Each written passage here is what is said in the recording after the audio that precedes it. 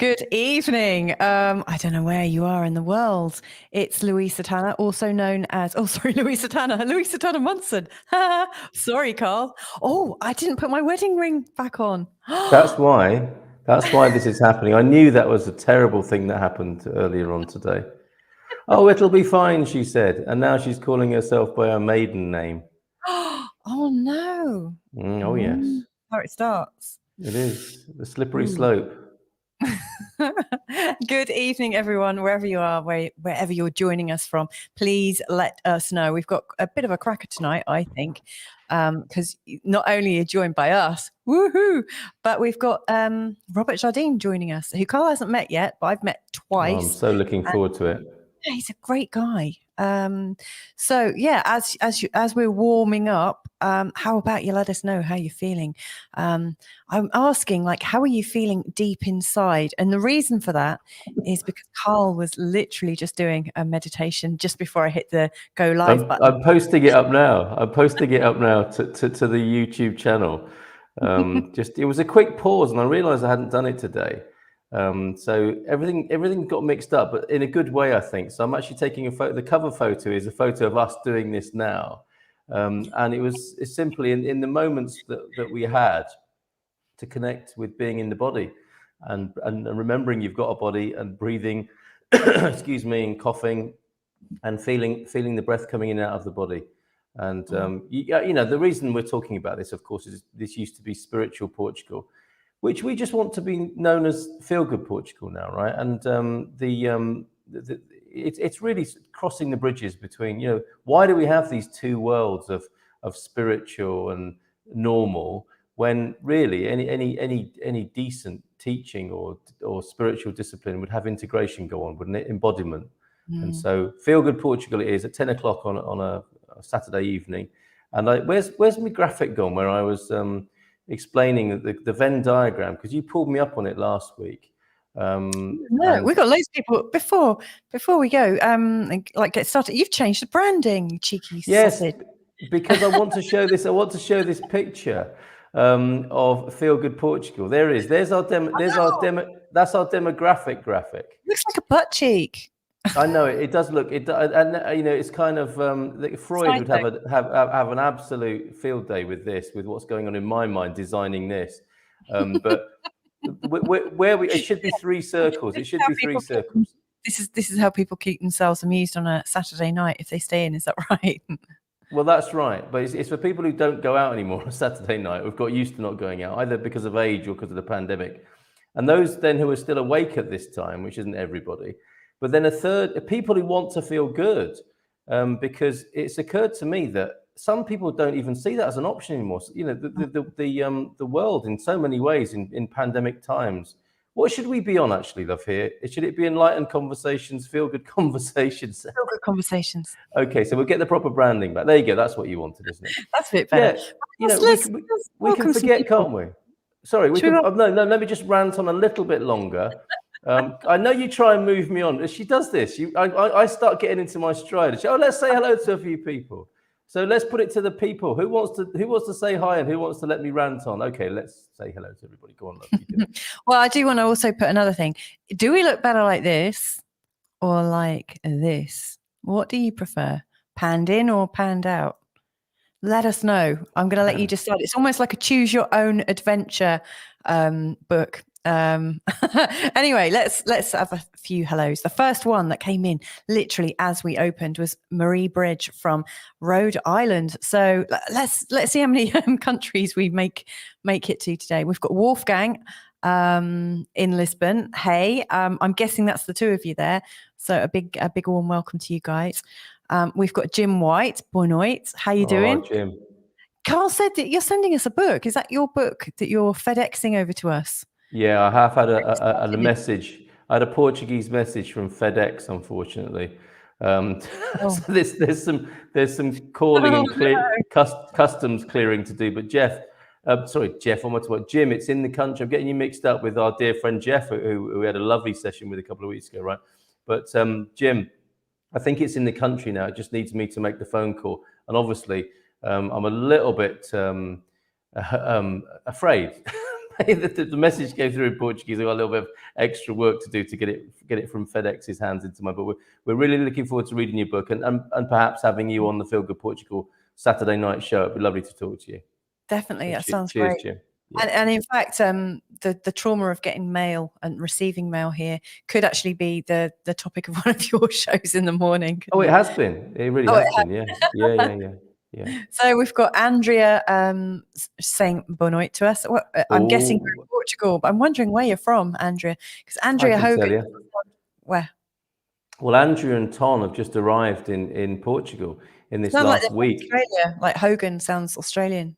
She is American, I believe, originally, and come in via the Netherlands and showed us an amazing picture of her doing a yoga asana, standing on her head on a paddleboard.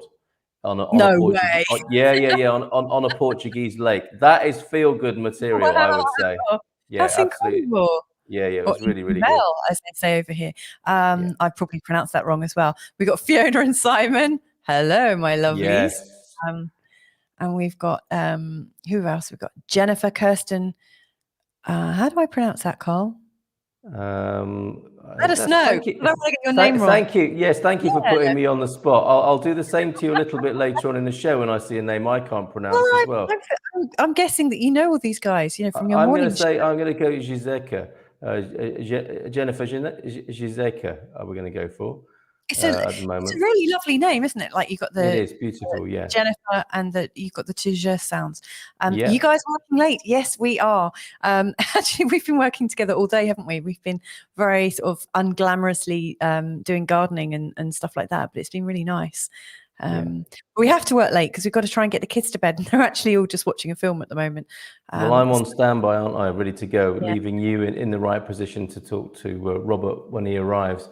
But I did want to say about this feel good thing, and the reason for being here on a Saturday night. We have the Good Morning Portugal show, which I think is pretty positive and high spirited and a lovely community. And this has got a slight sort of spiritual overtone.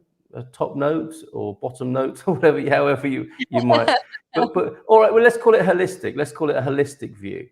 And this is about, with so much fear in the world, it's about raising the love level basically and reducing. If you've got 2 volume controls, we're turning the love level up and we're bringing the fear level down if we possibly can tonight on the show. That's what it's about. And I think this is not a concept that's easy to find in we're not in the media really, but you know what I mean, in the area of people sharing information and putting messages out publicly. I don't think that exists so much. I'm not saying we've got the exclusive on it, but I think we can. I certainly want us to be pointed in that direction of turning up the love, turning down the fear on a Saturday night from 10 o'clock. Yeah, and I really think our guest today, Robert Jardine, is actually very good for that, because I don't know if any of you have actually watched the interviews that I've done with him.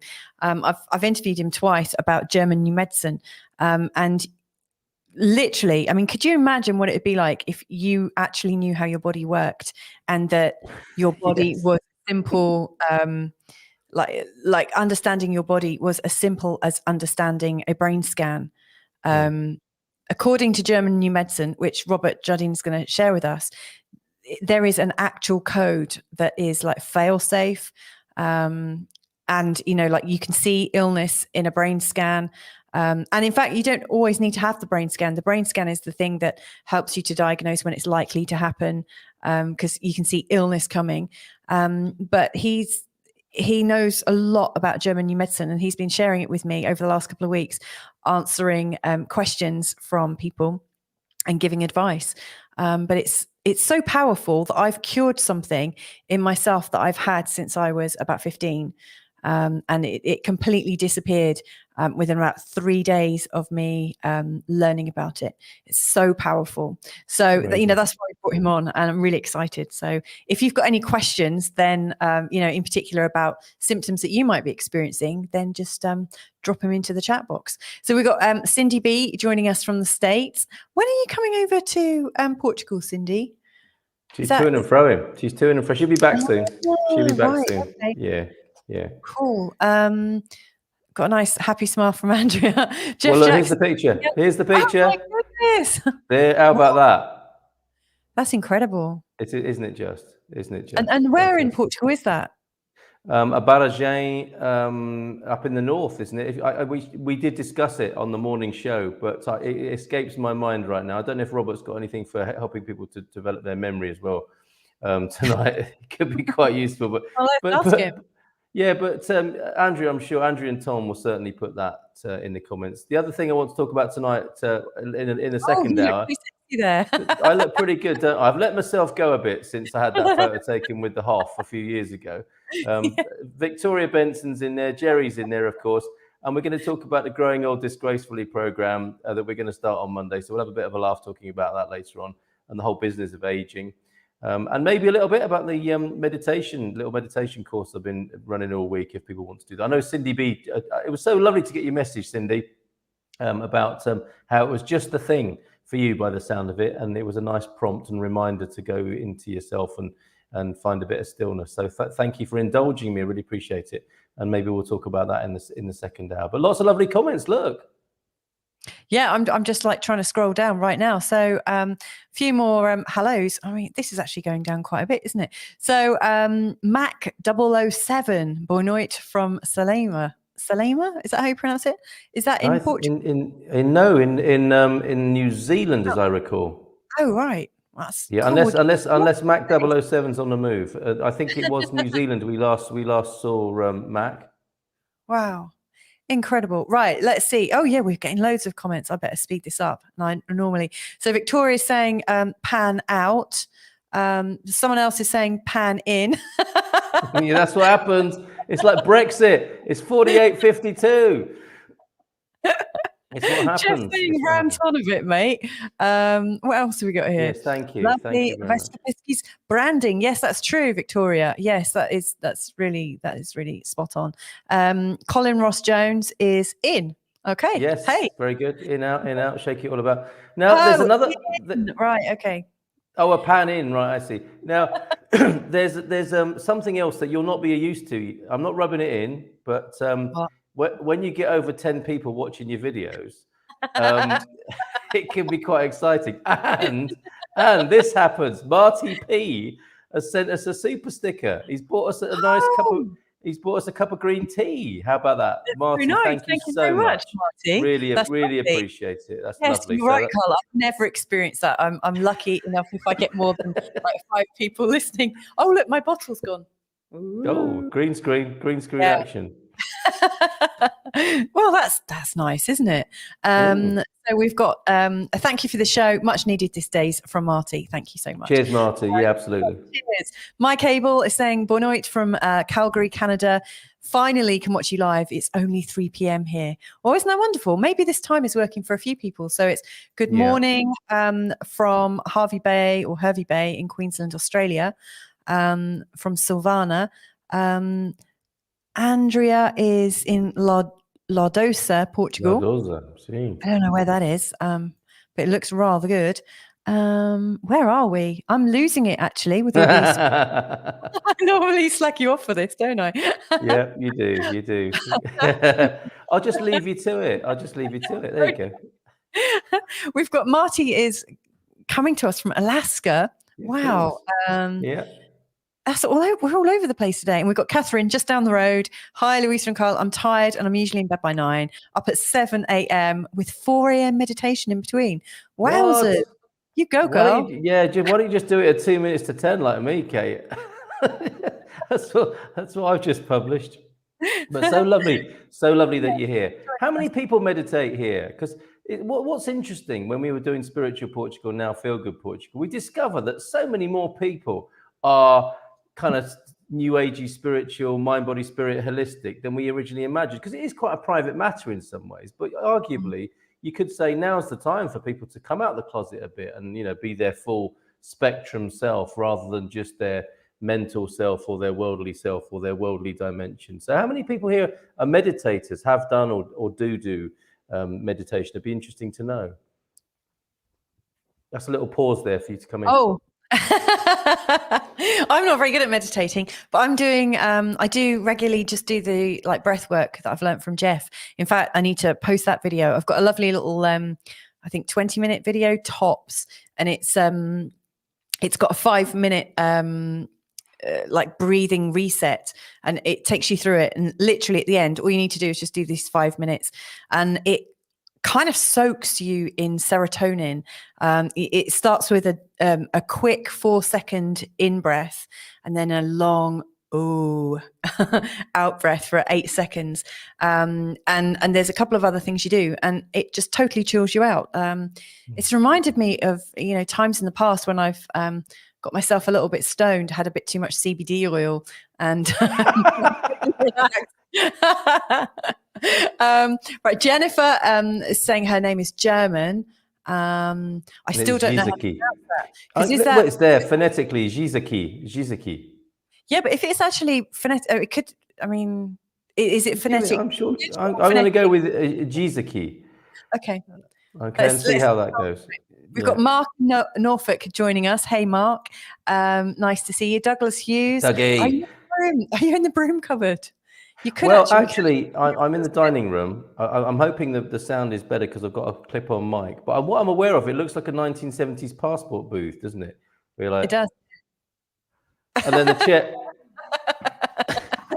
So it doesn't look a bit like a passport booth. And thank you, Don. Don's given me some instruction to pan up a bit, so I think we've got that right now. It's probably a bit annoying. We look like one of those Swiss barometers, where the lady comes out if it's going to be a hot day, and the man comes back. Do you know those things? Yeah. Yeah, I remember those things. Yeah. Are we trying to get our heads back the same size? Because actually, that would be a lie, because your head's much bigger than mine. My head is, I think, in real life, my head is twice the size of yours. But this is quite a good way of balancing up the balancing it out for the screen. So not in the broom cupboard. When our children were born, your mum checked them out and said, "Oh yeah, that's a Munson Barnet, isn't it? That's a Munson head." As if it wouldn't be a Munson head. The capacious forehead, the telltale sign. Oh, thanks, Maxine, for that. And yeah, cheers, Jim, for your instructions on that. We'll get the book. We will get the book. Yeah. I think you're showing your intention. I think you're showing with the intention to be positive in a community goes a long way to help folks feel better. Thank you. Cheers, Jim. Yeah, it's important. It's important to us. It's important to me personally to feel good and find the beauty in the moment, which, let's face it, isn't always possible. Life's not always like that, is it? But we can forget. And that's why I think it's really important that Robert's here tonight as well, to give us another view on how health can be. I mean, from what I've heard, it simplifies things. It takes things back to kind of common sense. And that we in many ways, we seem to be quite a long way from common sense and immersed in a lot of fear when it comes to our health. And what I've heard so far, your enthusiasm about it, Mrs. M, and just hearing Robert speak when I get the chance, it just cuts right through. It's those, it's wisdom, basically. When you hear wisdom because it hits you in the heart, or it gets you on a number of levels. And that's exactly what I hope how you're going to feel about it tonight when you hear this, or certainly hear a very interesting conversation with a new perspective on health. Anyway, well, it's based on biological rules, and if you look at how things are for mammals. And like biological conflicts that mammals go through, what we've kind of forgotten about is that we go through biological conflicts too. So, for instance, we talk about fight and flight, and we accept that fight and flight is a real conflict or a real sort of biological thing that we go through. But some of the things that we don't realize that we also still have is a biological need to protect our territories. And we have a biological need, all these different biological needs, and we've kind of forgotten about them because, in our societies, there's so much emphasis put on being a good egg and putting up with stuff, and it's kind of passive aggressive. We're not encouraged to let things out or discuss things, and we've lost the tools, I think, to get on with each other. And so because we've lost the tools of how to get on with each other, we're trying to negotiate our way as biological beings whilst pretending not to be biological, whilst pretending we're like a cut above the animal kingdom, when in fact we're really not. And this takes it right back to the animal kingdom and the common sense. Like if you look at animals, they don't get ill. They only get ill if they're animals that live with humans, that are fed by humans. I mean, the irony is really strong. Like if an animal gets ill, it's because it's been poisoned or because it's had its territory killed by another animal. Yeah, by another animal. Yeah. So like they die of natural causes. They don't die of things other than interference by humans. And so what German New Medicine does, in my mind, is it teaches you the 5 biological laws that all life is managed by. Yeah. And it's really, really simple. And then you're able to look at all the symptoms, and the symptoms correspond to a biological conflict. So one of the things I was going through was a continuous cystitis on and off pretty much since I was 15. Like I'd have times when it would flare up and I would go to the doctors, and sometimes they'd find an infection, sometimes they wouldn't. And it was always really hit and miss. And I spent a lot of my 20s at least once a month on antibiotics, which, you know, is a terrible idea. It's a really bad idea. In fact, at one point, because it was so desperate, my doctor said that I needed to be on a low dose, permanent low dose of antibiotics for the rest of my life. And then just from talking, or actually I didn't even talk with Robert Jardine. I saw him on another show. He's been on quite a few different channels recently, and I saw him and I listened to it and thought, wow, this is awesome. I ordered a book from Amazon. It was a tiny book, only like 19 pages or so. And the simplicity of it allowed me to cure it. It's incredible. And, you know, so cystitis, it's about marking your territory. So once I realized I was going through a territory conflict, you know, or trying to mark, you know, like dogs, you know, I mean, I'm not like squatting down, and maybe that would have been better if, you know, I was able to squat when I was at school and like pee over all the desks and things, you know, but there was a territorial conflict going on for me, which I couldn't resolve because we didn't have that. And is saying our cat always demonstrates it's vastly superior to me. I was just wondering if he whips that in really quickly and said, you know, his cat's marking everywhere as well. Oh, I see. No, I don't think so. I just think there's that saying. Is it Gerald Durrell? You know, if humans were as good at being humans as animals were as good as they are being animals, you know, we'd be a lot better off. And that's that nod in the direction of the animal kingdom, isn't it? That we're going to take a little trip down tonight. So very quickly, let's just say all the hellos and catch up on the comments, and then we'll go to Robert, who's joined us in the green room, limbering up in the green room as we speak. Cindy B is going to be back in December. Can't wait to meet you in person. Cindy B, of course, the hostess of our living room on the forum, especially for solos traveling. Well, for everybody, but I mean, you know, you're in that ever-growing niche, Cindy, aren't you, of solos traveling Portugal, and that's a little bit of a support network should people need it. That Barajane was Marateca, that picture again. Beautiful. There you go. Isn't that fantastic? Skills pay the bills there, Andrea. Really and Maxine, thank you, was worried about after last night's webinar mentioning customs issues. We'll get the book. German health man seems very interesting. When can we ask questions? Not long now. He's nearly here. He's not actually German. I think he's German. He's not he might actually have German. Heritage. We'll find out. We'll ask him directly in a sec. Oh, and Mac 007, Carl, you're correct. Was in New Zealand, but made the move. So you actually made the move. And Salima is in West Algarve. I didn't know that. I do beg your pardon. I look unusually dark. In a good way, I hope. Benoit Munson, still awake. Fantastic. I have panned down a bit, Don, as you've asked me to. Marty, I have started to do breathing exercises. This is a sort of meditation, I suppose. Absolutely. So this was the question. Do people meditate? Victoria, I meditate when walking or running or sitting on the beach randomly. Jim, yes. Victoria, yes. Daily meditation, yoga and pranayama, part of the lifestyle of a tantric yogini. Marvelous. And we spoke to you, of course, about 3 or 4 weeks ago, didn't we, about that path, along with Wolfgang. No meditation for Andrea, but if that the paddle boarding is needing to go by, mixed with yoga, I think you're pretty good at getting to your core in so many ways there, Andrea. Yes to daily meditation for Cindy. You can call me Vicky to allay confusion with multiple Victorias. We've got a multiple Victoria situation. Burley Carl Manson. I love tapping, works for me. So yes, even though that EFT, I forget about it. Today. Yes, we forget about tapping in its power, don't we? I think Robert knows a thing or two about tapping as Yes, well for he sleep does. and relaxation. Hi, nice to see you both, Jeannie. And I meditate sporadically. Good evening from Carlos Lima, and good morning, Portugal. This is beautiful. Thank you. Has been a real blessing for me.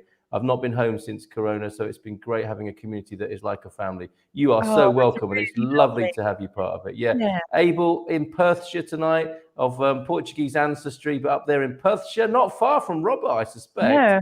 Antonio F is here as well. So many people, and we'll come back to a few of those because we can't keep Robert waiting too long. Here he is, Robert Jardine. Welcome to the show. Hi, Hello, Robert. How are everyone. you? Yeah. Hi. Yeah, I'm good. Yeah. How are you? Yeah, we're good. Can we just confirm just these questions? Do you have any German ancestry, and how far away is Perthshire from where you are?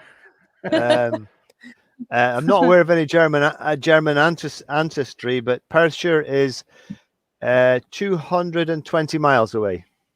Oh, so it's quite a big country, isn't Yeah. it? Scotland, Scotland is. So how are you doing? Yeah, You I'm well? doing good. Yeah, I'm very well. Life's good. We're planning on going a little trip in the wee caravan, maybe in the next few days out towards Skye, but we're just looking at the forecast, so we're trying to decide whether we're going to go or not, because it looks like it's going to dump on us. So we'll decide tomorrow morning. It's always hit and miss, isn't it? And it's that time of year, isn't it, when it's just starting to turn. Yeah, and Skye's in the Western Isles, so that if it's going to rain anywhere, it's going to rain there. Yeah, of course. Yeah. Well, good luck with that. It's so good to have you here. So far, I've just been talking to Mrs. M after her amazing phone calls with you, and she is clearly blown away by what you're talking about. When I've managed to tune in, because I'm often looking after the kids while you're having your conversations, and the bits I hear are just phenomenal. So can you give us a bit of a sort of potted view to kick us off, and then people will come in with further questions, Robert? I shared that it was from my perspective, it's taking everything back to a biological level and reminding us that we're part of like all of life. We're not separate from life, and how things are for animals with their conflicts. This German new medicine reminds us that we are not that different. We go through these conflicts. So that's all I started to explain, but I may have made it harder for you. It's so true. I mean, it's all true. German new medicine is wonderfully simple. The concept of it is, if you think about it, it's just common sense, right? And the basic premise of it is that our bodies have got our best interests at heart, and that makes sense, from the point of evolution. There's no sense to think we've got an autoimmune disease, or our body has contracted this condition, or it's created this condition for some reason to make our lives awful. We don't really see it in many other species. Most animals get through life quite healthily until a reasonably old age, and then they go their way. We're the ones that end up in polypharmacy and with all these horrible thoughts about what's happening to us that we don't understand.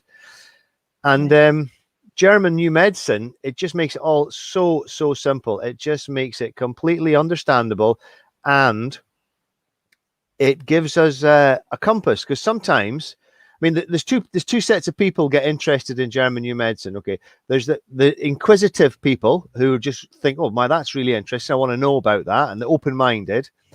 And then there's people who my dog's making a noise here. There's people who ours will be as well. Yeah, in a we've minute. got that. Yeah, as well. Yeah. And the other group of people are people that are very ill, and they're desperately looking for some other help because they've gone down the medical route for so long, and time's running out. And they then turn to try and they look it up, and somebody says it, and then they're very keen. But that's not the best time to learn it. The best time to learn the 5 biological laws is when you've got time to think. There's no pressure, and it's a process of learning, because it turns everything completely upside down. And that's not easy when our well-being is at stake. And that it can take months for people to really start to, you read something and you think, well, okay, that sounds good, but you have to prove it to yourself before you prepare to give it validity. So I mean, I think I was really lucky, because I found out about it because my sister had very serious rheumatoid arthritis, and she was getting crippled very quickly, and her life was awful. I mean, she was in a really, really bad place. And I was trying to help her because I had studied some modalities, and I thought, well, eat right, meditate, all the stuff that we think to do. Take these vitamins, anti-inflammatories and all that. It wasn't really making any difference at all. And then I discovered Dr. Hammer's work, and after one in-depth conversation with my sister, and I'd spoken to her loads of times, but with the knowledge that had given me, my conversation had a direction. And it got to the right direction, and it got right to the cause of her rheumatoid arthritis. And when that was released, and she found a healing through that, within just days, her inflammation had significantly reduced, and she stopped all medication. And within a month, her blood tests were back to normal. And so for me, I didn't need to go through a great big long sort of convincing myself. I actually saw it. The very first person I worked with got better, and got spectacularly better. And that was me then. I thought, oh, right, this is really where it's at. I've got to really start listening to this. So that's where I am. And my sort of life mission now is to help the world discover it like I did. And what were you doing before that, Robert? What brought you into it? As your existing career? Well, I was an engineer, and I used to work in the nuclear industry at that time. And I used to, I was also big on racing motorbikes, motocross, exactly. Wow. And and also I had a little sort of sports racing car. It was a little Lotus 7 thing that I built myself. So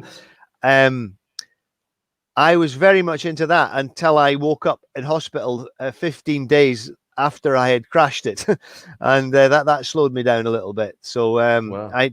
That was really my turning point in life, I think, when I had to sort of discover who I was again. That was a big knockback. But then sometimes you need a reset, don't you? True. It's happening for so many people right now. Yeah, that's right. Yeah, so it happened for me back in 1989, and then from then I got interested in it, and then in 2000 I went to study osteopathy, but I kind of didn't like it. I didn't like the course, and I started studying kinesiology, and then just one thing led to another. But I mean, therapy is a process, isn't it? It's a personal journey, and even though people say I'm a herbalist or do hypnotherapy, we use everything. We're constantly getting more and more tools and more modalities to so that's my healing journey started in 2000, and it was in 2007, I think, when I first heard about German new medicine, and then I obviously helped my sister, and then I did help some other people. And then through personal circumstances, which are very difficult, I started to study it a lot in 2012. And then I ended up studying internationally with some medical doctors in Austria and in Holland. And that really sort of, when you're actually looking at the brain scans and you're actually seeing this stuff in real, you're actually looking at the case histories with the brain scans in front of you, and then it's like a whole new level of understanding comes through. And I realize I'm a kind of obsessive guy when it comes to that. So I really took the bull by the horns, and I immersed myself in it for about 3 years. And I'm now the other side of that, now I'm just trying to spread it. I don't need to know anymore. I want everyone to know about this, because everyone needs to know about it at some time in their lives. So, Robert, can you explain to the audience and Carl how Dr. Hammer came about this, how he made his discovery? So you've obviously mentioned brain scans, but can you do it further? Well, Dr. Hammer was a head oncologist in a cancer research clinic in Munich back in the 70s. And he was doing the same thing as everyone else was doing. It was at that time, I think it was chemotherapy and radio treatment, and then, taking parts of the bodies out, removing bits, right? And his results were pretty much standard. He was cured. The people that he was working with, they had a 5-year survival expectancy of about 7%. So it was really hardcore gynecological type cancers that he was working with. And they were expecting to see, on average, about 7% would still be alive in 5 years after diagnosis.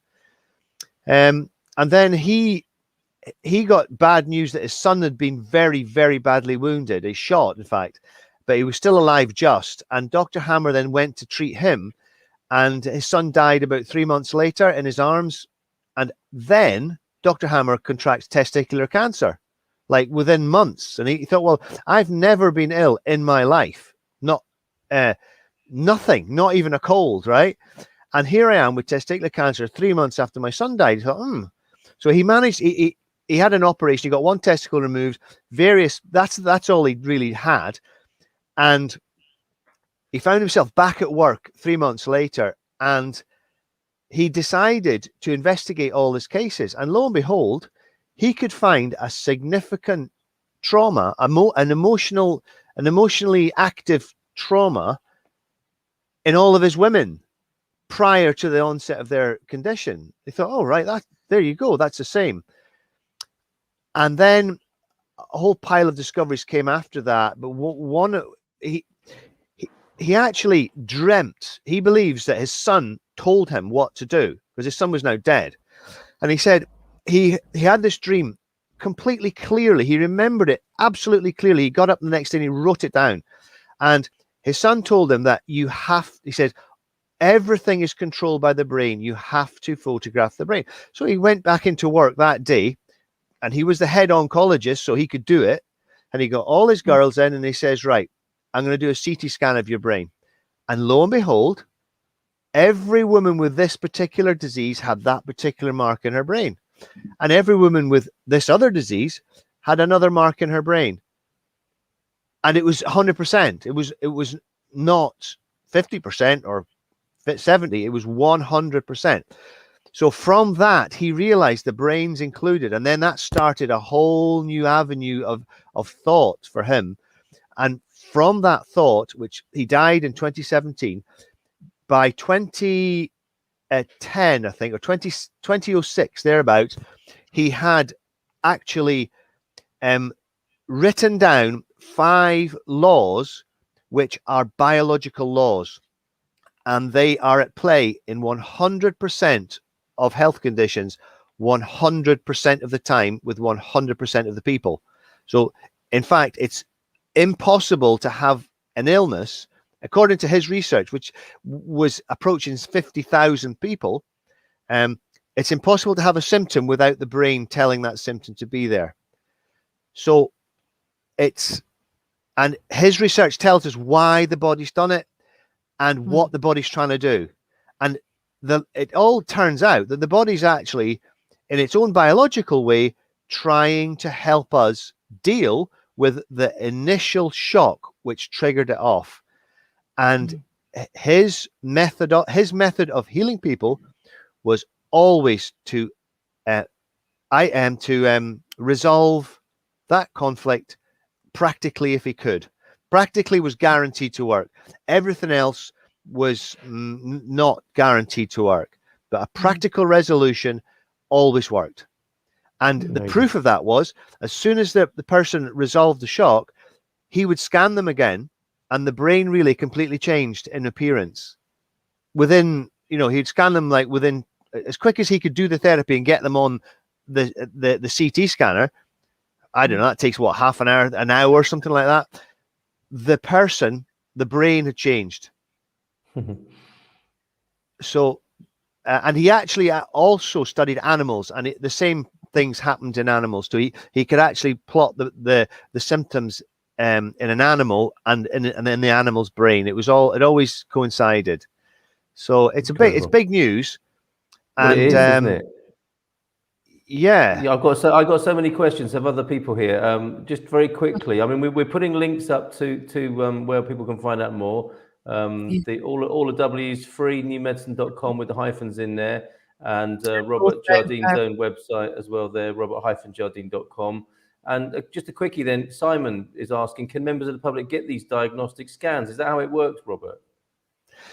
Well, yes, you can, if you can find a doctor who will do it for you, but it's very difficult. Right. Well, in the UK, definitely so. But the thing is, Dr. Hammer he was able, before he died, to identify every single relay in the brain. So the brain, as well as thinking, when we're having a chat here and we're having it's Saturday night and we're having a conversation. So that's using our intellectual conscious brain. But that's just a little app that's on top of all the biological processing that brain does.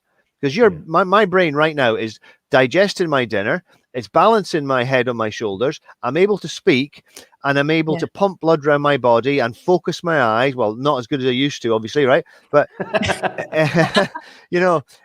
my brain's busy. My brain's really busy. And it's not thinking.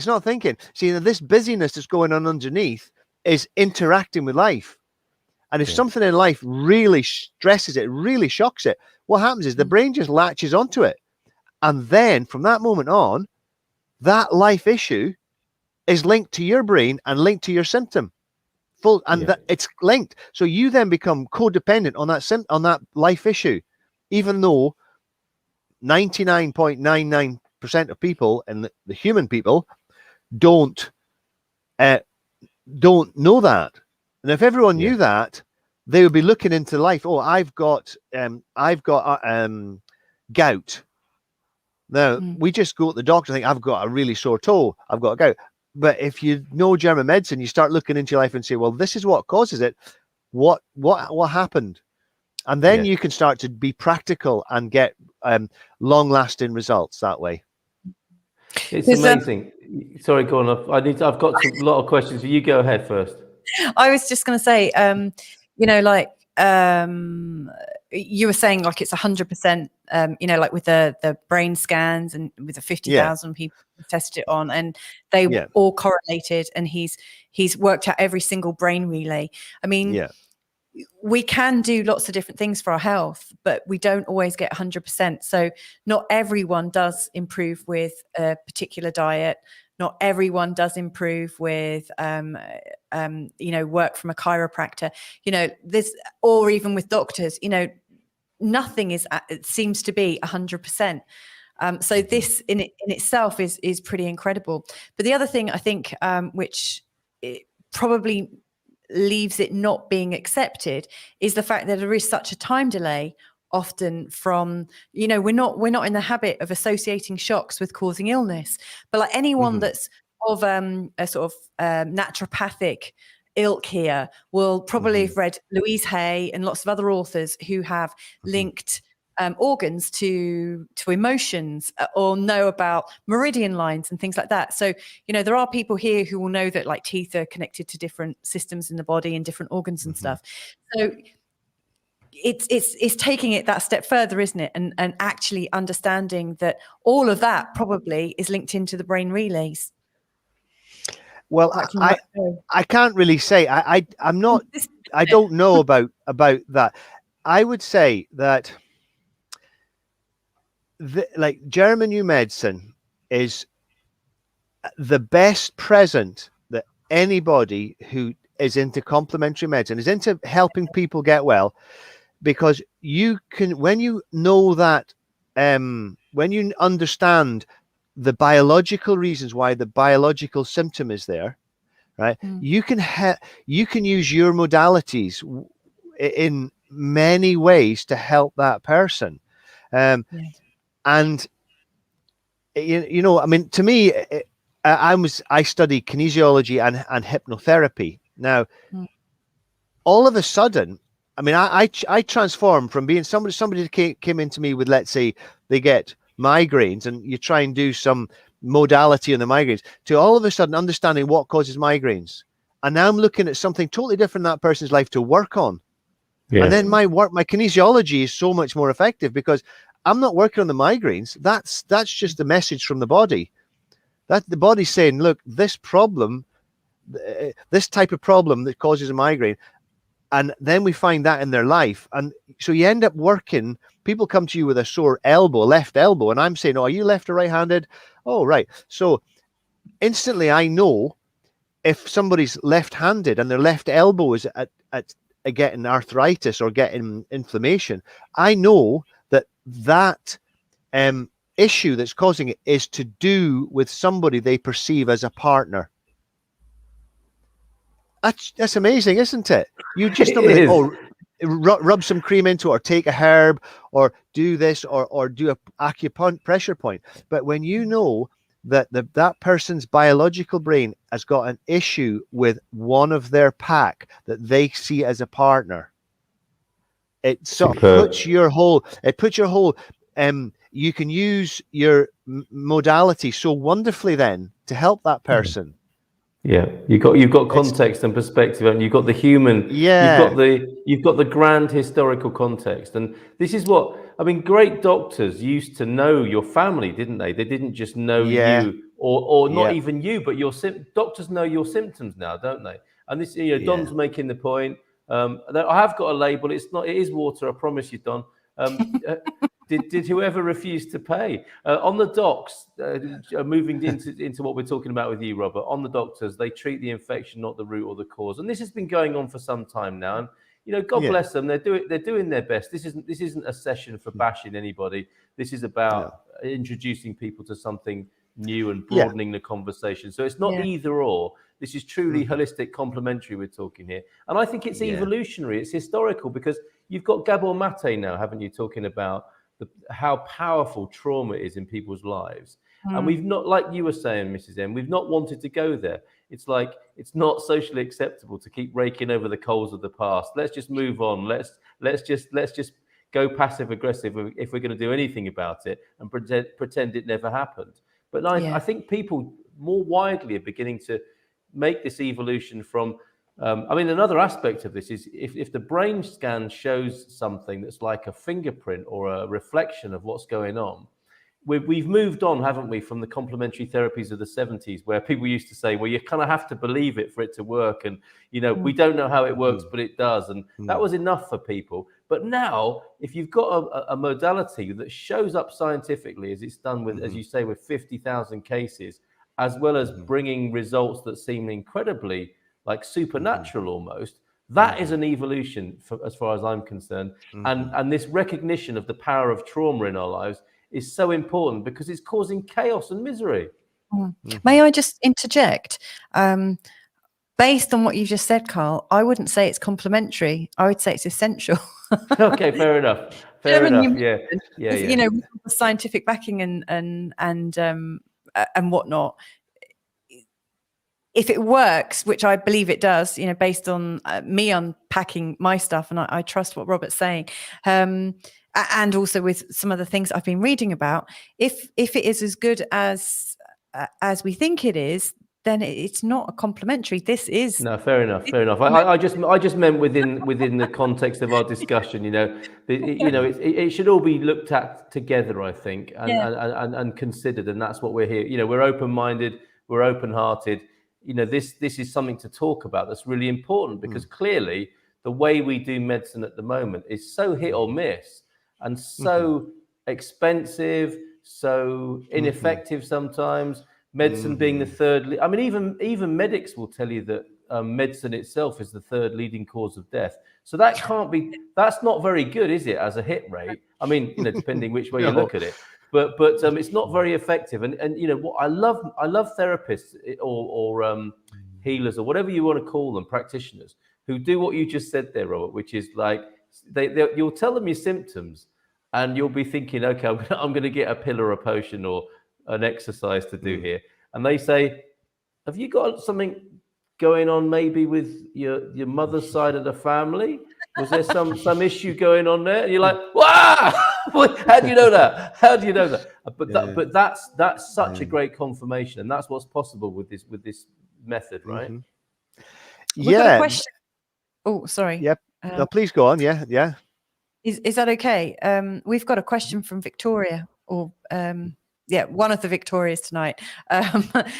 Curious if a pregnant woman gives birth to a child with a genetic malformation that is in the child a hypertrophic left leg stroke KT syndrome. I don't understand what that means. I don't know that. Do you understand what that is referring to, Robert? Hypertrophic. I'm not too sure, but what I will say about what we naturally think are things like genetic malformation. There's not really genetic malformations. The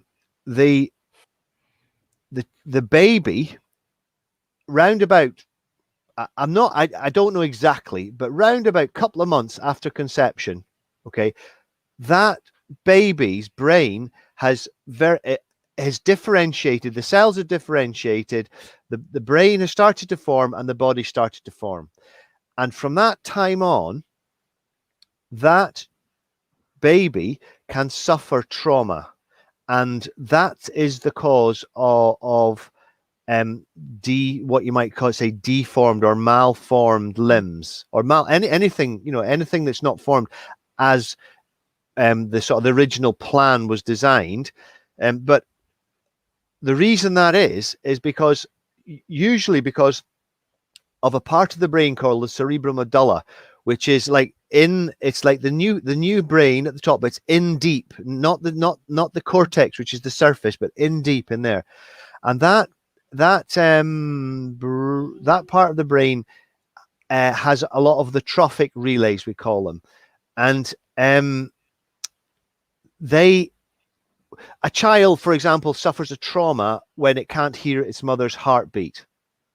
Right? Let's say she goes into something that's really noisy.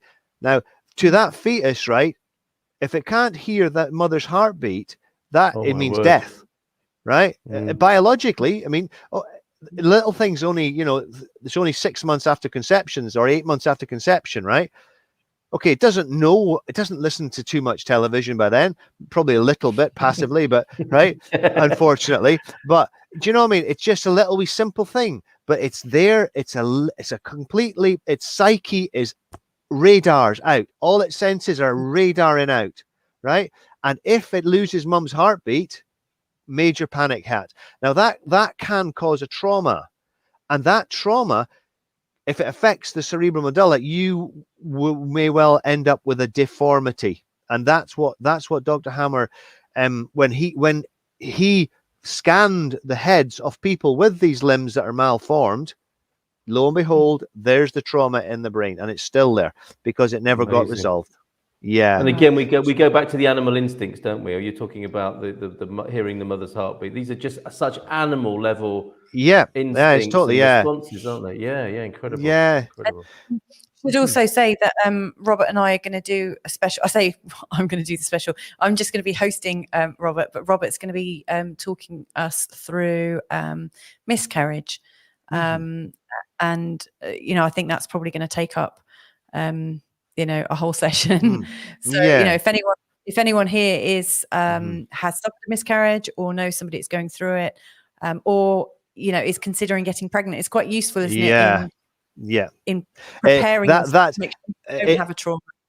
Incredibly important. If you know anybody who is in its time of life where they're going to have children, then they absolutely should listen to this, because I'm going to explain what causes babies to be miscarried and how to avoid that trauma that causes that, because it's heart-wrenching. I understand it. It's just absolutely, it's the worst thing ever, and it can be avoided. So it's definitely worth a Okay. look. So spread the word, So everyone. maybe, Mrs. M, put in your YouTube channel for people to subscribe to that special in yeah. due course. Yeah, and the Gilchrists are here, the Gibsons are here, and $1 million question, Robert. Obviously, how do we reverse the trauma? How do we swim back upstream and deal with this? Oh, well, the yeah. symptoms that are showing themselves. Well, you practically resolve the issue if you can, and if not, you have to discover what the issue is and change your perspective, change your relationship with that issue profoundly, not just consciously, not playing word games, but somehow something has to switch inside your knowing, inside your relationship with that trauma. You got to see it differently, and then everything flows from our held trauma. So that when that trauma is released, then we go through a process of healing, and that's the goal. And it doesn't always work. It really does not. And the biggest problem is actually finding the trauma, or to be exact, you have to find the trauma, and then you have to go through the trauma on the right emotional thread, because you can think of something consciously but almost objectively and not actually feel it, right? You have to get the person to sort of go through the trauma in the emotions that are needed for that to be released and brought to the conscious awareness. And so it's not easy, you know.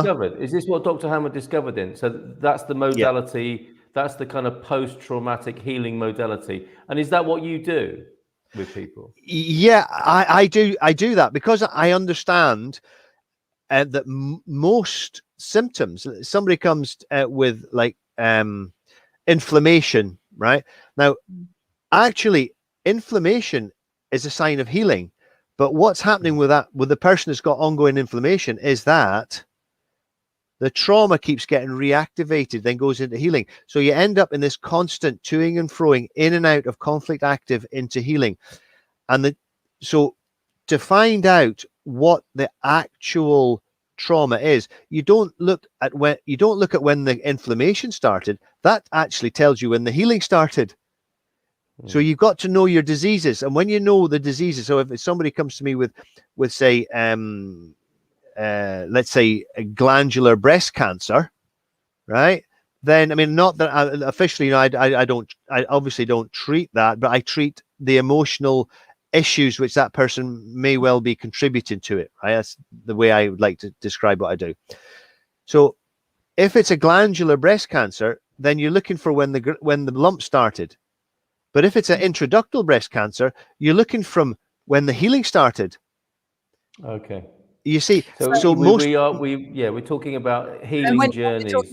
When you're talking about the healing, you're talking about when the emotional healing started. So, for instance, when I'm talking about specifically, I'm talking about when, like, most diseases that we go to the doctor with, I don't know, but probably 70% of all diseases are actually signs that the psyche in the brain has let go of the issue, and the body is now doing a biological reversal. And guess what? It makes us feel very ill.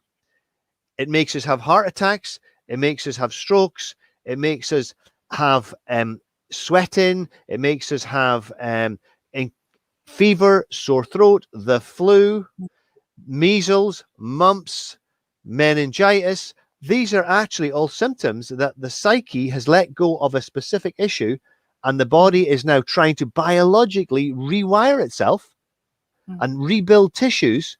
And of course, it comes with inflammation and feeling really feeling ill. So when you know that, you start before you go and fill your face with antibiotics, you realize, hold on, all those bacteria are working for me. So why do I want to kill them? Or if you've got thrush, just putting some ointment on there to kill the thrush, you think, hold on, whoa, my body's controlling that thrush to remove dead cells. So why remove the thrush? Because if I do remove the thrush, I'm going to be left with the dead cells. So I would like to just manage the situation, and then when it's all done, I'll be better. And I want to know what caused it so that I can avoid that. so I won't get thrush every 3 times a year. And this is what people live with, isn't it? You know, these so-called chronic conditions are what you're talking about. These ongoing situations where true healing, like foundational healing, hasn't taken place, but the body is going through a continuous healing process. And because often with those traumas, there's a biological imperative. Like, for instance, using marking or territory. Conflict. You know, like when I've obviously at some level felt threatened, it sets off a territorial conflict. And what's my body doing at that point, Robert? Well, so that's a urinary. You're talking about UTIs or urinary tract infections. Okay. So what is my body doing during that? On a biological level before it starts the healing? Absolutely. Okay. So as we are designed to live in a pack, in a group, in a clan, in a tribe, right? And within that tribe, we all want to have our place. We want to feel that we belong somewhere, right? And we also, especially the males, we want to define, well, this is our place. This is our boundary. We don't want anyone else encroaching on our ground. So the way animals and us, well, in the past, us too, the way we would do that is we would mark our territory. The women tend to mark their place within the territory, and the men tend to mark the boundaries of the territory. Right? That's what wolves do, and you know, many other pack animals do that we know, right? Well, when we as human beings get a territorial marking conflict, as in, I don't know where I belong, or my boundaries are getting challenged, our body reacts to that biologically without consciously knowing it. Our body reacts biologically to that, and what it does is it says, well, I'm going to help you urinate everywhere so you can mark your place. Right? It's common sense. I mean, it's helping us, right? So what does it do? It's a process called necrosis of the lining of the urinary tubes. So that you've got these tubes that take our pee from our kidneys till it leaves our body, goes through the bladder, right? And when we have a conflict going, an active conflict, the tubes open up in size because the lining of them becomes wider through a process of necrosis, which necrosis basically is like the body eating its own tissue away to make it wider. And the biological reason for that is it helps the person urinate to mark their place, or the dog or the wolf or the coyote or anything else that does it. It helps them urinate. But when the shock or when the issue is resolved, right, the body says, well, job done. Got to put it back to normal. So then it needs loads of inflammation and maybe a bit of discharge and pain. Now we go to the doctor and try and get that cured. You see, but when the thing is, what you got to do is you got to think, right, okay, so what's my issue? Because this has been going on and on. So that's what you do. Then you go into life and you go into the office and you say, right, this is my desk because I'm sick of getting moved about, right? Or something like that, you know, or if, you know, it can be whatever in life it's going to be. And then what will happen is you will have one more episode of the inflammation as the body finally heals and comes out the other side of the process, and that's it, done and dusted. You don't get it again. Oh, it's so amazing, Robert, because when people start to think about this in their lives, they start to realize, don't they, about all the stuff that they, as an animal, wouldn't put up with, but as a nice human being, they will put up with. Yeah, and they make their lives. Totally they make their lives a disaster, don't they, by being a nice Completely human being and overriding all their animal stuff. So that's a really great example, isn't it? Yeah. And like you can imagine why someone at work might, I'm not bloody moving again. This is I used to work at a place where the boss would tell everybody, like probably most months, okay, we're moving everything around again. You've got a new office. I used to love it because I grew up like that. So I was well tuned to it, and I don't know what underlying health conditions I've got as a result of it, but I used to quite, thrive in that environment. But literally all my rest of my colleagues were pissed off. And that you can't underestimate the value of that word, can you? About how that's part of anger, why we use it with anger. Yeah. It's Pissed off. Yeah, I suppose so. Yeah. Yes, I haven't thought about that, but I'll that one's gone in. I'll remember that one. But isn't it? You see, but just so I finish that what I was saying, the body was trying to help us all the time. Yeah. And then when the body tries to help itself to get back to normal again, we get a symptom. And then we seek some kind of prophylaxis for that symptom. But German New Medicine says, whoa, understand it. Understand and then tread wisely, as they say. Yeah. We've got Understanding is such, what is it? 60% of healing is understanding, isn't it? Yeah, Or, I would say more. I'd say speaking. more. Okay, all right. Fair enough. Sorry, Mrs. M, what are you going to say? We've got a question from Silvana B, who's asking about an inflammation, bursitis. Bursitis, yeah. So I have bursitis in my left shoulder. I have no idea how I did it. I haven't been able to move my arm full range since Feb this year. Thank you. Robert's got to ask, is she left or right-handed? Left or right-handed. It's interesting. That's right. I have to ask that, yeah.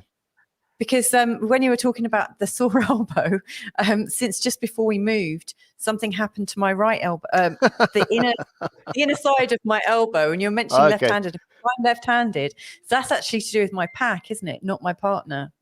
With my right arm. It's my children. Sorry, you're left-handed, right? I know you're left-handed. And which elbow is it? And you? It's the inside of my right elbow. So your right elbow is your mother-child elbow. Yeah. Or your nest. The best way to look at it is it's your nest. So the concerns that you're moved. It was leading up to us leaving and moving. It's my nest. Is it a nest disruption? It's a nest. It's called a nest worry. Yeah, it's a nest. So your kids or your mum, because you came from the nest. So it's all associated. Your mother, even your granny, actually, and your mother, or your kids, or your grandkids, or even your beloved pet. They're all in your nest. So it turns out that Dr. Hammer discovered that a whole half of your brain is kind of looking out for the well-being of your nest, and it will modify your body to help you provide for that nest better. Whereas the other half of the brain, it modifies our body. For me, it's my left half, which is my right side, because I'm right-handed. So it modifies my left brain, which is my right side of my body, to help me with issues that my psyche perceives as pack related. So my partner, my brothers and sisters, my people at work, the tax man, the policeman, whatever might be chasing me. Not that they are, but I used to say, not anymore. We're all looking over.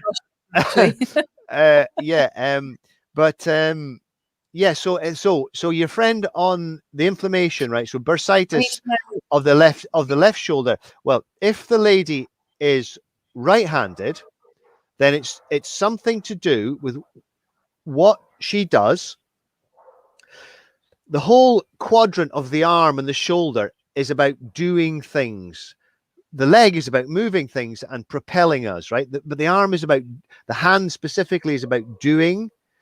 And then the arm is about holding on to or defending away from us, right? And same for the whole shoulder girdle. So if the lady, Silvana, if she hasn't a severe physical injury, let's say she was jumped on by a wrestler and put into a double, twisted out of proportion and she's burst something, that's different. But if there's no physical reason for it, then it will be, if you look back to when it first started, and itis tells us it's inflammation. So that tells us that that's when it first went into healing. So it's a bit more difficult, but you got to say, right, when this first flared up, something changed in my life just prior to that. Within a day, 2 days at most, probably a day. And that thing that changed sort of half resolved something. But if it's continuing on and on and on, I mean, 8 months is quite a time, but I've seen, you see, the healing can last as long as the conflict activity lasted. So if that person, if Silvana was conflict active for 2 years, then her healing is going to last a lot longer than 8 months. Even if it's a full 100% healing and her body's cruising on to get fully better again, she can look forward to at least a year's worth of sore shoulder. But if the conflict was only active for, let's say, a month or two, and then the healing happened, it should only last maybe 2 or 3 months. But if it's dragging on for 8 months, what that tells us is that the conflict keeps getting reactivated and then goes back into healing. That was the process with my sister, because her rheumatoid arthritis, she'd had it for 16 years before that one conversation, which saw the back of it. 16 years. But see, every night, every day, every time the thought came to her head, it went in to the process and then came out of the process with inflammation. And that's the same with bursitis. And if Silvana is right-handed and it's her left shoulder, then it will have a relevance to her children or her mother or something in her nest, like her mum, her granny, her children, or her pets, or her grandkids. And it's to do with doing something, actively doing something, or shouldering something. Or supporting, or doing, or holding, or defending, or providing for, or fixing. And you've got to, you just learn to be so laterally thinking when you're doing this, because the rules that the psyche has are, hard to understand from a conscious thinking person. You have to really let your logic fly out the window. But and if she's left-handed, then the support it's to do with her. Partner. It'll be like your partner or your dad or your sister or your friends or your football team or your hockey team or the boys down the club or the clan or the tribe. Yeah. And amazing. Let us know, Silvana. It'd be so interesting if that resonates to hear that. Thanks, Robert. Don's saying, so the brain scan is a log of what's up. So to treat the problem that may have developed, eliminate the root cause. My list starts with a small focus on signal abnormality present in the right frontal lobe. So Don sounds like he's got a bit of a head start on this, pardon the pun. But it's terrible, Carl. Yeah, I'm sorry. I didn't mean to do that. Fascinating, says Johann Schwartz, perhaps from the land of the originator here. A fascinating topic. Thank you for putting this on air for us. Beautiful months. Oh, cheers, Johann. Nice listening to Robert too. Yeah. So make sure you visit Robert's website and get in touch with the materials. Tom S. Butard, Ohio. I just scheduled my booster. Good for you, Tom S. I guess that's a whole other subject we may or may not get into this evening. But from Tom S. to John S., your mentality is very important when fighting any disease. What would you say of that metaphor of fighting disease, Robert? I would say, sometimes when I'm working with clients, I say, right, let's just stop where you are. Just stop. And you're trying to fight this or win or beat this condition. And what I would say is, just imagine in your own mind, just stand up, walk around the table and sit beside the condition and just have a chat together about what you can do to help each other and find out what that condition is telling you about in life. And then the two of you kind of work to fix that. And the condition then becomes your feedback. So your condition actually becomes a bit of a friend, because if your inflammation suddenly, inflammation would actually get worse if you resolved it, but it would get constant and then you would know it's going to an end. So that would be a positive sign. So the person has to know that. Yes, so that's what I think about symptoms and you know, how to everything's you know, like your body talks to you through symptoms. It tells a whole story, and Dr. Hammers is interpreted that story, so we can just look it up and say, right, that symptom tells us the body has suffered that. Let's sort that in your life, and then your body will go flip in a split of a second. It'll start to heal. I mean, I've seen people heal or go into healing from extremely serious conditions, and it always happens at night. So if I'm working with somebody, helping somebody, let's say with certain issues, and they've come to me with, you know, some very serious condition, if you actually crack the code, if you like, and find the life issue and change the perspective, then that night the healing will start. And I'm talking about the most serious of conditions, the terminal ones. And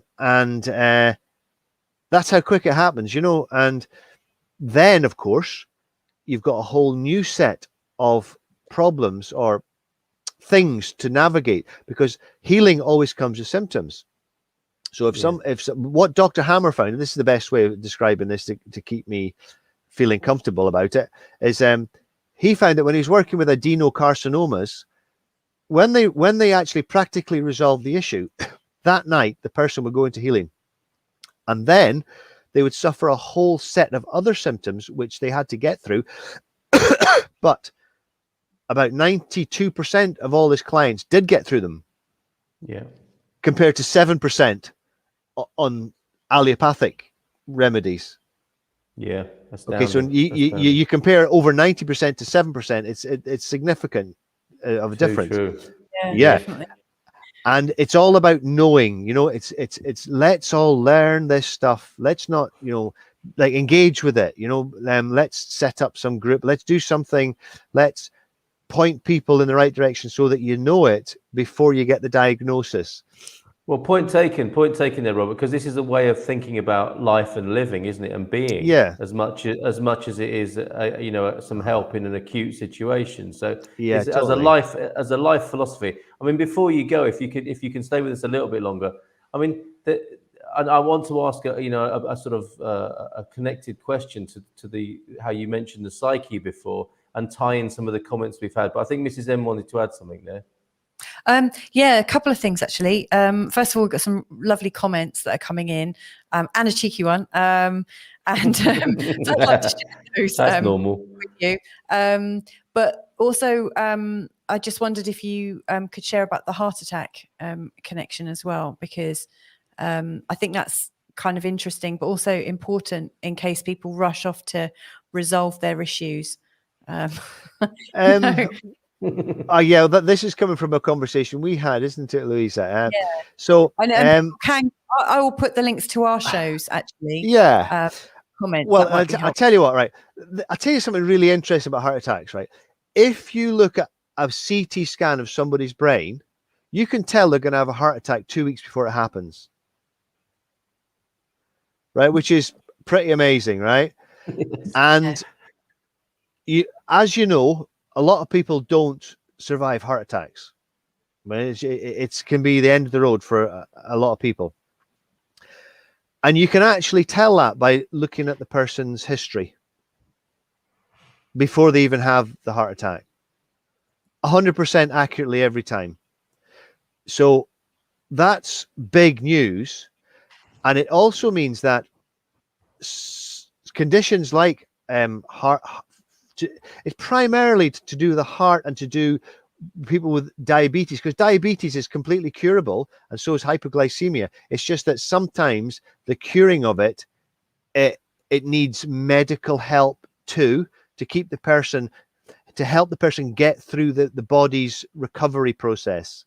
And of course that might be hard to find, because you know you can't go telling the doctor what to do. They tell you what they're going to do. So that can be tricky. So Louise has talked about the heart attack. So when you look at a brain scan, I picture I didn't have some for you. I could show you them tonight, but if you look at a brain scan and you look, there's basically two types of heart attack that I would like to talk about. One affects the coronary artery, which is the artery that supplies blood back to the heart, because the heart itself is a muscle that never rests, so it needs a good blood supply. And the other type of heart attack is the myocardial infarction, which is talking about the muscle tissue of the heart. Now, Dr. Hammer discovered that the conflict which causes the first one, which is the coronary artery related heart attack, is a conflict. It's called a territorial loss conflict, where an animal loses its territory. So what nature does is, to help it fight to get its territory back, it says, well, you're going to need to struggle very hard, chap or woman.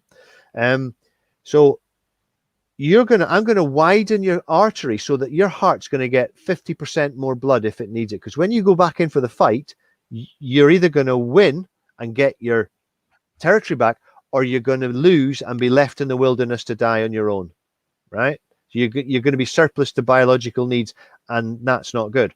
So what the body does is it widens the coronary artery, and it can actually widen it significantly by, like the volumetric flow rate of it can be something like 40% better after 3 weeks of intense conflict activity. And this allows that person to win their territory back. When the territory's back, the body goes into the healing phase. And halfway through that healing phase, you have a coronary artery related heart attack. Now, how you would want to, how you know if it's a coronary artery related issue that's going on in your brain is because you feel a symptom of angina. So angina is caused by an active territorial loss conflict. Not entirely, because if you're you can actually be left-handed. I mean, you have a sexual conflict which can cause angina in a left-handed person. It's more complex than this conversation allows us to get into. Of course. Right, but what I'm saying is that it's like heart attacks, which are apparently kill about a third of us in the end, are healing symptoms, and therefore sometimes it's prudent not to heal certain types of issue because it will lead to a traumatic healing crisis. A heart attack is a good example. Severe hypoglycemia is another one. If somebody repairs the conflict which causes diabetes, you can go into hypoglycemic coma, and you can basically it can be the end of you. So it takes care, and learning German new medicine gives you the knowledge. You then manage yourself. If you've had angina for the last 10 years, you're going to say to yourself, well, hey, I don't want to heal this because it's not going to be good for me. So I'm just going to maybe take some medicine from the doctor that makes me feel better and carry on. So that's one type. The other type of heart attack is a myocardial infarction, which is caused by severe, unbearably intense stress, and that affects the heart muscle. And when that goes into resolution in the motor cortex, it's in the motor cortex, up at the top of the motor cortex up here, you have an epileptic seizure of the heart. So it's funny, right? I mean, this I hope I don't upset anyone by this, but like, you realize how daft CBT is. What do they call it? When you do the pump in the heart and you're doing the kiss of life and you're doing all that, right? CPR. We're all taught. I used to work offshore, right? And I mean, we used to do that every year. We were all, snogging this dummy and pumping up and down with her, making this thing jump about the floor, right? But when you know German new medicine, you realize, well, actually, the heart attack happens in the brain, and the heart's just doing what the brain tells it to do. And like occlusion of the coronary artery is nothing to do with diet. It's caused by, as I said to you to start with, Louis says that the first one is your territorial loss, is your coronary artery, right? Right? Mm. Well, when it goes into healing, you have inflammation, swelling. Well, that blocks it up. Well, then the person dies of the heart attack. They cut the heart open. They say, oh my God, you've been eating too many fish and chips. Because, oh, look at that coronary artery. It's all blocked up, man. But it's not. It's because it's going through the healing process, an intense healing process. And the body is like a sticking plaster. What, you go to any first aid kit, you got a sticking plaster, right? Well, the body uses oh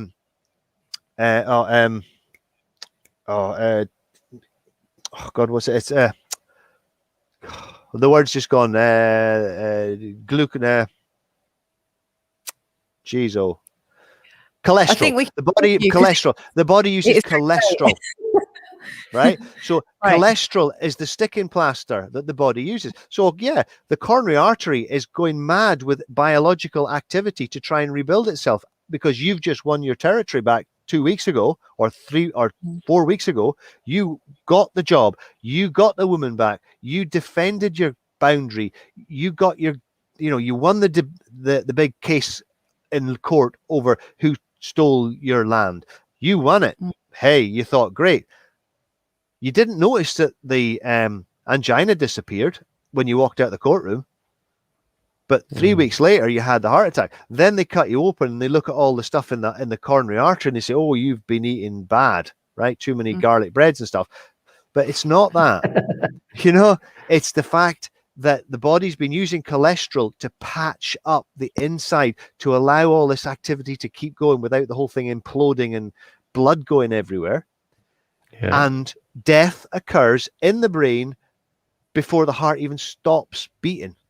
The heart will actually keep beating, because the heart is a muscle that's self-excitatory. So you could be stone dead and your heart's still fluttering away. So these are things. See it with a chicken. It is. And also one more thing, right? One more thing I'm going to tell everyone. And this is going to, the Colombo moment. The Colombo moment. Too much water is bad. Right, especially if you're having, because if we're all told to drink, try and drink 2 liters a day, or 3 liters a day, or the more the better, apparently. Okay, well, the thing is, it's all excess, eh? And if we're having, all healing is controlled by the brain, and when the brain heals, the brain really swells up with fluid, and that's what causes seizures, epileptic fits, blackouts, and everything else. Well, the more you drink, the worse it gets. Yeah. Well, because there's more fluid in the brain. Optimal. Yeah, I get it, and that's why nobody probably wants and can do it, isn't it? Not many people can do that. Their body doesn't want them to do it on some level, right? Nah, totally. You should drink. If you're thirsty, you take a bit of water. But this business of sort of taking 2 liters, 3 liters a day, thinking it's flushing my system, and that it's not at all. It's just working your kidneys really hard. And guess what? Kidneys stop working when you're abandoned. An abandonment conflict causes COVID. Oh my goodness. Okay. Well, I thought, just as I thought we were going to wind things down, he just chucks the COVID in there. Yeah. So self-isolating is questionable. Let's put it that way. Oh, I see. Because you're abandoning yourself then. Oh my goodness. Okay. Let's catch up a bit here, because so many healing breakthroughs. The old alternative medicine into the mainstream, like 20 years ago, yoga, meditation, breathwork was considered woo-woo. Now, new age, touchy-feely nonsense. And now, says Jim, it is quite different and widely accepted and recommended. And Simon, interesting comment. You've got another more interesting one later, Simon. We'll come to that. Yeah. I read a Dianetics book once with a similar procedure. This sounds more relatable and grounded. Yeah. Old L. Ron Hubbard does struggle to get people's ear, I think, from time to time. We dealt with, Silvana, we didn't hear back from Silvana, but it would be great too. Thank you for your comments, Don, and to Johan as well. On a side note, Mr. Gilchrist wants to know what your field of engineering was, because he's an engineer. Instrumentation. So Instrumentation. instrumentation and control systems. Yeah. Fantastic. Okay, Which is it's kind of like the brain. You know, I fitted into it quite easy. There are no what are they called? I can't remember what the word is now. What New Agers call synchronicities. No coincidences. Absolutely. Oh, yeah. The signs were there. Pete, this is really amazing. Cindy B has recognized something here. This is so interesting. Sure, you've got a comment on that. Cold weather eczema. Never had any skin problems in my life. It started the winter I divorced the ex. How incredible. Do you want me to explain that? Yeah, go on. Yeah. Okay. So eczema affects the epidermis, which is the top layer of your skin. And that is controlled from the newest part of the brain, the cortex. And that relates to the newest conflicts, which is, this is when we'd evolved out of the soup of the primordial soup, and we'd become animals that had contact. Like, we lived in groups, we had packs, right? So eczema is caused by a separation conflict, either wanted or not wanted. And this makes me think of my cold water. So cold water is what I call a track. So when Cindy suffered the trauma of the separation from somebody, either wanting to separate or not wanting the separation, the body was also recording cold weather. So therefore, every time you suffer cold weather from that time going forward, it reactivates that brain relay and you get the symptom, which actually, it reactivates the brain relay. And then when the brain relay goes into healing, you get the symptom, because eczema is a healing symptom of a separation conflict. And cold weather is a track for Cindy. So that's really good. Amazing. And what Cindy needs to do is do a line on a big piece of paper, think, when did it very, very, very first start? And then you think, what happened just before that? Because something would have kind of resolved, or something. It depends on how quickly it went into conflict active to resolution, but she will get something that happened that'll link to something that's separate. Maybe somebody died, maybe she fell out with the boyfriend, maybe but the divorce is the thing here, right? Oh, the divorce. Sorry, yeah, exactly. Divorce. I didn't see that yet. Yeah. So there you go. Well, there you have it. That would probably be it, Cindy. It could be by the sound of it. Here's an old-fashioned approach to healing. Pete noticed you had a nasty cough and blessed you. It all helps. It all helps, doesn't it? Nerves. Don Murphy. Well, we've been working you hard as well, and you haven't. I don't think you've had a sip of water. I list the C4. So he's got a bad back, ulnar damage in the arms, mucosal damage, keratosis, and cellulitis in both lower limbs and hands. Oops, I just passed away. Lol. Well, Don. Get well soon. Get well soon. What else can I say? And if you need, is the garlic needed for recovery? I mean, I think it sounds like you're going to need a bit more than garlic there, mate. But all the best with it. Yeah. But it sounds like you laugh a lot. I think some of the best medicine. It's that time of year, isn't it? In between seasons, I always find I get a bit snotty or a little chesty, just as the season is changing. Follow the links, Don. Follow the links. Anyway. Simon had a heart attack, traumatic incident in 2013, and a heart attack followed.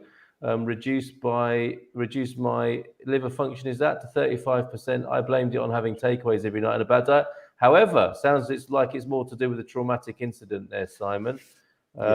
Slightly random question here. Is Portugal available for students? Well, Anan, there are student visas and you can come and study in Portugal under certain conditions. You'd have to speak to an immigration expert on that. What about pH? Yeah, I don't think Robert can help with that. What about pH levels in the body? Because this was a big thing, wasn't it, a few years ago? Super greens, and you know, we're all too acidic and stuff. Do you think this is a big issue? Because at the same time, that's when the big water intake was recommended as well, wasn't it? Yeah, no, I do know about that. Yeah. The pH is what the body wants it to be. And if the body is in, I don't know whether it's either conflict, activity, or healing, one of the two, it wants a high pH, it wants a low pH, as in an acidic body. And I think that's in the healing phase, actually. And so therefore the body adjusts the pH to the optimum acidity to help the biological process that's happening, because the brain has been shocked and it's doing something, that the psyche is doing something in the body. And so therefore the activity, the pH of the body is ideal always. Just because if somebody says, oh, this person's got very low pH and they've got this condition, is a misunderstanding of that condition. That condition is actually just part of a biological process, which the body is modulating all its internal environment to help get through. Yeah. Does that make sense? Absolutely. Yeah. Homeostasis. Yeah. So the pH, just homeostasis. love your body. Love your body. That's the thing. Love it. And say, man, it's just, you're helping me. Now, can I help you? That's the thing. I want to help my body, not by telling it what its pH is, but saying, what have I done wrong in life that's causing my pH to go out, you know? Well said, well said. So Johan saying Cindy just needed to move to the Algarve. and Cindy replying for herself, I was thinking that exactly. I really need to move to Portugal. All part of the plan. So look at this. We've got an answer from Silvana, and you were right. Go on, love. Go on. You were right, because you were saying, because her shoulder, it was her left shoulder, you were saying if she's right-handed, it would be her mum or children. And thank you for that feedback. I thought about it, that the time it started was the last time I saw my mum, back in February. But there you go. I remember thinking, I'm not sure when I'll see you again. And she just added, we live in a different state, and due to lockdowns here in Australia, it feels like this is never ending. Okay. So what could Silvana do right now? Absolutely. That her shoulder and that feeling that might be linked to her mum, what can she do? Is it the realization of that can help? Well, that certainly helps on the conscious level, right? Because you suddenly you understand, right? So your body is trying to do something biologically to maybe help you support your mum or hold on to your mum. Okay, so you can stop. You think she's re-triggering it every time she thinks about her mum, and that might be why it's still going on 8 months later? Yeah, it could be. That could be the case. Why not do an experiment? Why not, say, phone your mum up and see how it feels that night or soon after? You know, just start to be very sensitive to the symptom, and then start to say, well, you know, I'm going to not think about my mum for 3 days or something, and see if it reduces, or something like that. You know, just to see if you can get some correlation between the activity of inflammation and your interaction with that life issue. But go and see your mum, or that's the get practical Skype, action. Get a big television, get there, have a chat, get the big visual, audio. Okay, you can't touch them, but it's a lot better than nothing. Yes, absolutely. The practical steps that you talked about. I really feel for you, Silvana. And you know, please let us know how that goes. I'm very conscious of the fact that within 8 months of me leaving home first time round, my mum was diagnosed with breast cancer, and then 4 days after Carl and I left the UK to come to Portugal, my mum had a stroke, and I feel quite, you know, I feel a little bit not triggered by what Silvana's sharing, but I really feel for my mum, because she seems to have some kind of event after, you know, I leave home. Because like when I left home the first time round, it was to leave and go to France. You know, so with pack animals, like Robert said, with pack animals, it hurts, it hits us hard, doesn't it? I've left home to another Mhm. country twice, and my mum, bless her, has got ill. Mhm. You know, Mhm. quite soon after. And big Yeah, illness, she's got over them. But yeah, well, that's good, eh? The stroke, 4 days is close. If your mum had a stroke 4 days after you left, that would, and if it was a severe stroke or a significant stroke, I think it would indicate that something else might have caused that. It is a healing symptom, but yeah. 4 days would indicate that it was a very, very short conflict activity. And if it was very short conflict activity, the brain hasn't built up enough energy in it to do damage to itself. Oh well. Right. I mean, So she still had a stroke don't blame anyway. yourself. Yeah, don't blame Don't yourself. blame You know, yourselves. Yeah, yeah. it's probably your dad. Probably your dad. Only kidding, Alan. Only kidding. So thank you. I mean, Robert, can I ask you just one more question? Aye, you're asking. I I'm here. don't- I'm here for you. Oh, thank you. Because you. actually, because then there are two. But the first one is the big philosophical question. You know, what is it about us humans with our difference to the rest of the animal kingdom that has actually ended up being our own worst enemies? Because I clearly can tell you what that is. The BBC. Go on. Just switch the Oh, telly okay. off. That's sorted that out then. Yeah, we're because we've got this sort of level of intelligence that we can be led out. Yeah.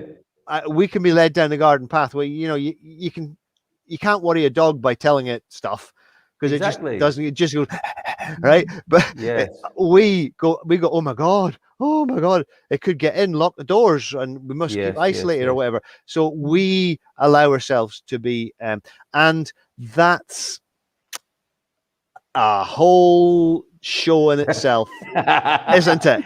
I mean, Well, really things should change because we should not be any less healthy than buffaloes or something, But that's the other part of it, you see. That's the other part of it for me.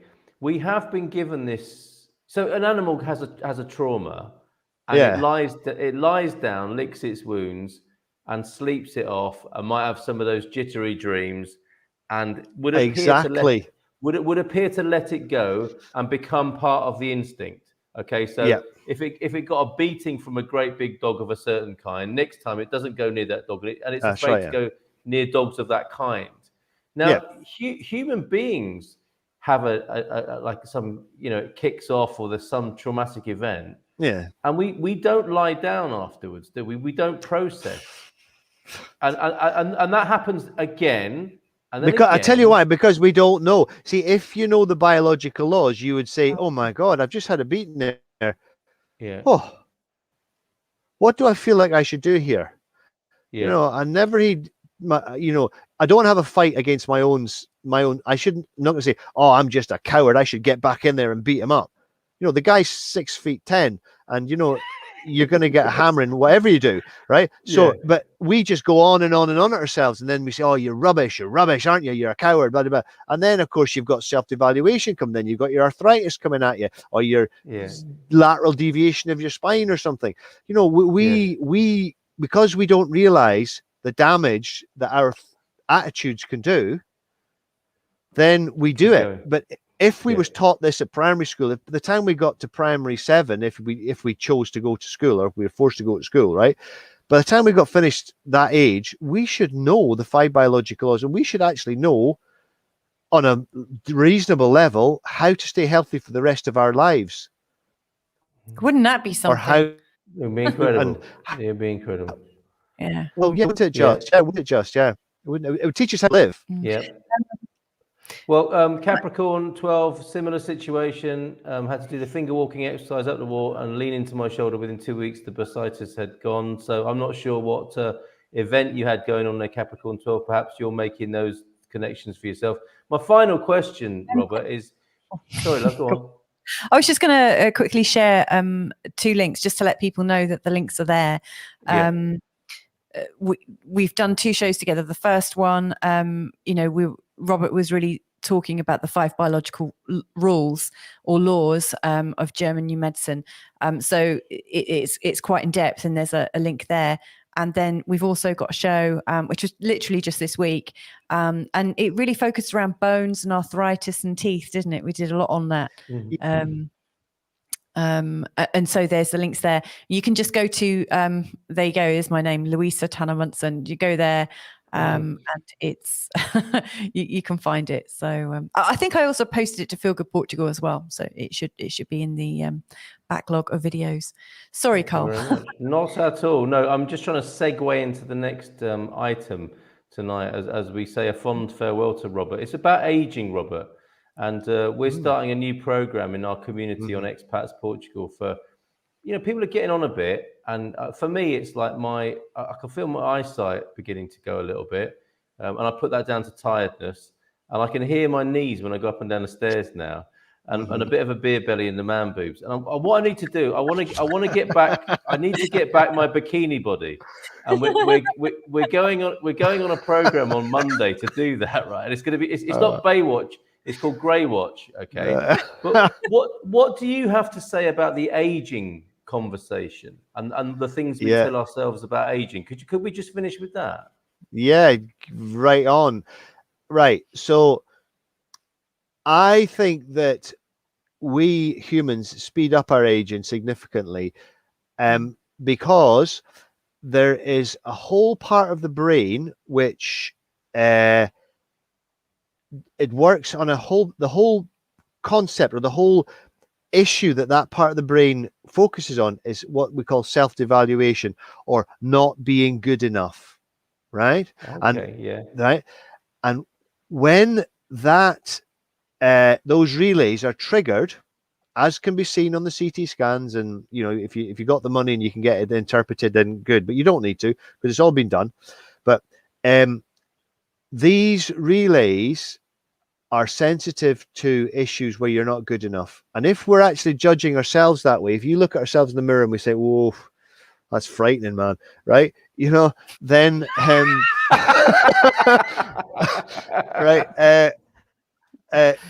we can do a lot of damage to our own. We set ourselves up to be super sensitive to self-devaluation conflicts, and that causes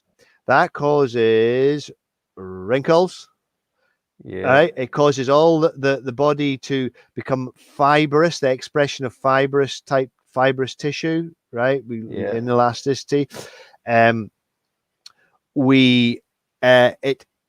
The aches and pains, you said your knees, for example. Well, all of these structures are controlled by that part of the brain. So you don't want to have attitudes which kind of set that part of the brain off to be super sensitive. Gotcha. Okay. You want to do the opposite. You want to do the opposite. So it's we're talking ourselves into it, aren't we? So the best thing we can do is actually look our best, dress well, get a good haircut, look our best, so that when we look in the mirror, we're not slagging ourselves off, and also develop a practice of just being kinder to ourselves. And feel great. Be a cheerleader for ourselves. Yeah, we also have to develop an attitude, a genuine attitude of being good enough. For being okay. Like either get rid of the judgment altogether if you can, or if not, try to cultivate an attitude of being good enough, of what's the word, I never get the words when I need them. Self-appreciation. So appreciate yourself from a positive vibe, and know that is helping you avoid or being sensitive to self-devaluation, which is a major cause of the getting old and speeding it up or slowing it down. Yeah, well said. Sounds great. I mean, we're just talking ourselves into it, because the aging conversation is just in our face all the time anyway, isn't it? Totally. We don't, it's not like we've got an open road. There's a definite trajectory, as our culture would have us believe, right? Yeah, totally. So, and the mainstream media and such, everyone looks so beautiful, and everyone's trying to look beautiful with some kind of surgery or something, it's just so ingrained into our society, and it's so self-defeating. And as well, right, one more thing, right, you have to have value. You see, if you've got no purpose, right? Mm. If you look at these indigenous people, where the tribes were, in China or Japan or wherever, where they live to great old age, 100 isn't even exceptionally old, and they all seem to be Yeah. well and good thinking, Yeah. right? It's because they live within what we're designed to live in, which is a pack. And a pack everyone has a purpose. Well There's said. what are we now? When you get to the age of 65, well, you say, I'm going to have a great life. But by the time you're 80, they're trying to shove you into an old folks home or something, or that, Bloody right. and what use are you there? You're no use to anybody. So your body just, the relays are going bang, bang, bang, and you're starting to cause all kinds of problems to yourself. Oh, it's a downhill trajectory, isn't it? Yeah. So it's my yeah. mum, So it's my about mum was with COVID and with worrying about getting in an old folks home. She kept insisting that her doctor put "do not resuscitate" on all her medical notes. So even when she rings up the doctor's now, says, I am DNR, and the doctor says, I'm only ringing up about your bloody prescription. But then it's like they are obsessed, aren't they, with how useless they're becoming, and this is Exactly. a terrible situation. Exactly. It never used to be. I mean, I've thought some about this, and I studied the work of a dentist, a doctor of dentistry, who did a research from 1925 to about 1939, and he studied Dr. Weston Price. He studied. Weston he went Price, to yeah. Oh, I love Western Price. Yeah, and he found that all the people that lived in the little communities, in all these weird places that no one ever went to, right? They still lived as they'd lived for hundreds of years, and they all had perfect teeth, and they were all super healthy, and they're super beautiful people. Their physical selves were beautiful, they're perfect. Now he said, it's because you're eating fish oils and you're eating this and that and the rest, right? Fermented foods and stuff, right? But now that I understand German New Medicine, I see a different story. I see that those communities, everybody was needed.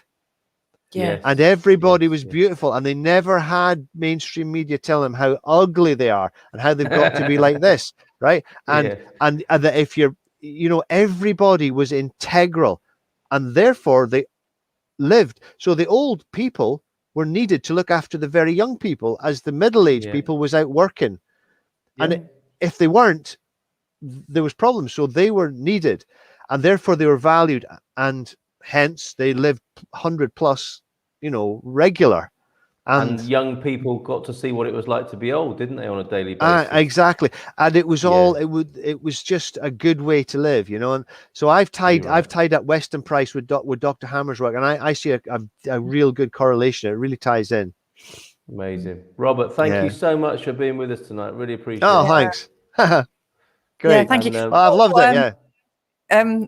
A sneaky little kind of question is, so if we start loving ourselves, Robert, right? We should like come in, because this is actually top secret. If this works, this is amazing. If we start feeling good enough, you come in as well, Carl.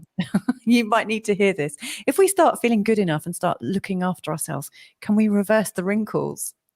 Well, I would say, right, if we could stop them getting, I don't think you can reverse them, but you want to definitely stop them becoming a self-fulfilling prophecy. Yes, no secondaries. Or a self-creating thing, right? Because the more you see them, the more you're going to see them, right? So therefore, the more you're going to see them, right? You know what I'm saying? Laughter lines. Call them laughter lines, but of course, that's right. Nothing's that funny. Anyway, all the best, Robert. Thank you. Thank you so much, and hopefully we'll get you on again at some point. It would be a real pleasure great, to do that. Yeah, it's been a pleasure. So it has. All right. Well, lots of love to Sky, isn't it, that you're on? No. It's where he's. I'm going to go on holiday. Yeah, I'm much further north. Good luck going to Sky then. And you're gonna have your beekeeper's outfit on, are you, for the midges and everything, or is it the right time of midges year? are gone now. No, midges are dead now. Good. Good. We'll have a Nice super one. time. Have a Thank great you. time. You guys too. I'll see you Fantastic to meet again. you. All right, all the best. you. Ciao. Bye for now. See ya. There he goes. Look at that. Simon saying that was great. Very Amazing. interesting, Robert. Yes, and if anyone wants to get in touch with Robert, I'm going to pop his email address in. Let me. I've already are you looking at your wrinkles, love? Sorry, are you looking at your smooth skin? Yes, I I am. have got his email address somewhere. And he's still listening in, actually. Robert, what's your email address? He's just in time. He's just in time for a joke. Oh, he's gone. He's gone. You can't do that to people. Oh dear. I enjoyed that. Look, Don. This will add to the laughter lines. I enjoyed this, but you heard about the flasher and the two nuns. One had a stroke and the other couldn't reach. The old ones are the oldest, Don. What was their problem? I did really enjoy this presentation. The joke I now understand. Fantastic. Right, hang on. I'm finding Robert's. All right, while you're doing that, I'm just going to tell everybody about the growing old disgracefully. Seriously though, we are doing this on Monday. It kicks off. Oh, Robert's back now to do it for you, I think. Hello. Oh. I was just asking you, what's your email address in case somebody wants to contact you? info@robert-jardine.com. Okie dokes. I'm going to type that in as well. Thank you so much. I'm sorry to drag you back on the screen. So it's, let me just. I love it. Cheers, Robert. I loved it how you were holding up your. So it's info@robert-jardine.com. Yeah. Have you learned how to do hyphens yet? Yeah. Well, I could have actually typed out robert-jardine.com. But I was saying to Robert in one of the other shows that we've got like we don't have an English keyboard anymore. And yes, it's very confusing for me. Oh, yes, of course. Yeah, that is hard work, isn't it? Yeah. So there you go. There it is. There we go. There's Robert's email address. Okay, well, here's what we're doing. You can check out as you wish, Robert, because we've got you now, I think, forever. But on Monday, this is gentle fitness for those that enjoy the finer things in life. So we're not getting all serious about it, and I think we'll probably be less focusing on the whole aging thing and more on having fun and staying strong. And actually, part of what Robert was saying, loving our bodies. Rather than writing them off or thinking that's the end now, it's like this is a wonderful thing that we're in. Let's make the most of it. So we've got Ian Turner. He coaches Dwayne Chambers at the moment. He's a part-time athletics coach. I think the rest of his time he's drinking and having fun, and that's how we're going to roll. And we're going to be doing module 1 next week, building up our stamina with walking. Then we'll up the pace a bit of cycling, running and swimming, maybe some sexual intercourse. I don't know. Module 2. Module 3, we'll focus on the arms, the shoulders, legs and core strength. And then nutrition in module. Maybe you have to leave it later. I don't know. Yeah. And then there will be running if we need to get out of trouble that we might have caused in the earlier modules in module 5. So that'll be it. Sign up now at Growing Old Disgracefully. I'll put in that link as well into the chat so that you can see that. But me and Jerry are going to be doing it, the course that is, and along with Ian and along with others who join. And Victoria Benson's agreed to be in it. And so, like I said before, it's Grey Watch, not Baywatch. And Ian is the Hoff, although he calls himself the Hoffmeister, follow the bear. And Vicky is our Pamela. And we're going to film ourselves, I suspect. I wanted it to be on the Silver Coast. It may well be in the Algarve, but I'm looking forward to that. So we're working ourselves into good shape for the video for when that happens. Were you adding something there, Mrs. M? No. I was actually sending Robert a message to thank him for having, for just being a great person. Good manners. And We'd give him a party bag if we could. Yeah. Hey, Carl, where do I start when it comes to moving to Portugal? Who do I contact? Well, John S. Are you going, Robert? Well, no, I'm very interested in this because I might want to go to Portugal. Oh, okay. Aye, Yes, why stay where not? you are. Yes, Yeah. stay where you are. Channel. Actually, while you guys are talking about your growing old disgracefully, I'm just going to put the kettle on and check on the Oh, kids. what a lovely idea! Fantastic. I would bring you one, Robert, but John obviously I S. can't. and Robert J. We run a program now. We've got the program for helping people move to Portugal with a 12 key areas that we think are the areas to look at. And you can study that at your own pace, and you'll have your own buddy, Ask Our Expats buddy, who'll coach you. And we start off with a consultation with our immigration partners, EI. So we think it's a pretty good package, and you can book that up on that link there. I mean, or if not, you just stay tuned, just join the forum, just join the community and stay and watch the Good Morning Portugal show on a Monday morning. We'll help you as much as we can, but it'd be amazing to see you out here, maybe doing a bit of a workshop, Robert, and jumping into this a bit more. Yeah, definitely. I mean, I actually, some years ago, before this COVID seemed to kick in, I actually started to develop a course using what they call third generation hypnosis. It's kind of it puts it's kind of puts another angle on hypnosis, and it was using it along with other sort of other levels of consciousness and other internal assets that we've got to try and create deep internal changes. So you're not putting somebody into trance. Somebody kind of puts themselves into a higher level of awareness of themselves. And doing courses on that, I thought, I could just see so much fun and potential in doing that. But it's something that you can't do over the internet. It's something you sort of need to be in a place or have a workshop or something going where people, learn it, and the group kind of teaches each other to, helps each other to get into this higher state of awareness, where we solve our own problems. Because I mean, it was even Dr. Hammer said himself, you cannot solve anybody else's problem. It's their body or their psyche that solves their problem. You can help them. You're a guide, but you cannot be a doctor. And he was a doctor, but he says, no, it's the person heals himself always. And I think all decent healers recognize that now, don't they? Yeah, well, maybe so. Yeah.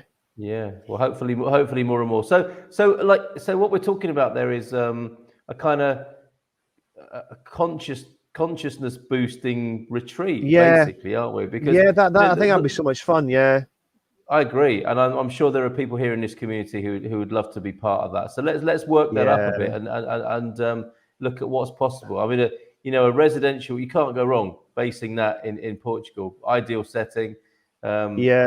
Probably the Algarve is where people would like to do that and just have a wonderful setting.